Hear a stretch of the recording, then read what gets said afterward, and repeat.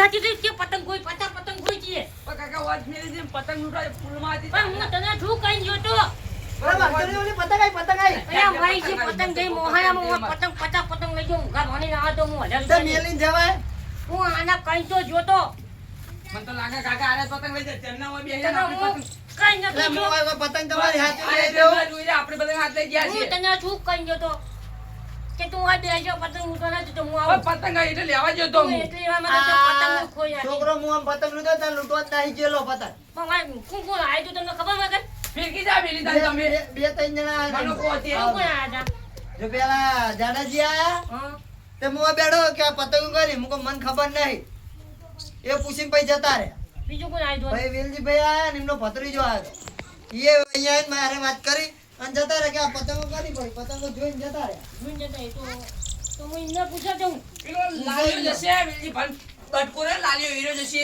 હાયરો બેઠો જ તો ડેટો જ લઈ ગયો. પતંગ લૂંટવા નહીં ગયો ઓ ડેટો જ લઈ ગયેલો પતંગ હીરો. યા આપણે એમના ઘરે જઈએ આવે એના ત્યાં ખાધો પડશે. એ ડેટો જ પતંગ લઈ હવે ગયો. તમે અંગા જાણો હલો એની હલો મને ખબર હ. હવે ચોરનો લૂંટો એ કે પતંગ હાથમાં જ નહીં આવી ચા આટલી ઉંમરે પતંગ ઉઠો તમે ખાવા શરમ નહીં આવતી એટલે પૈસા ને શું કરું અલ્યા જો હું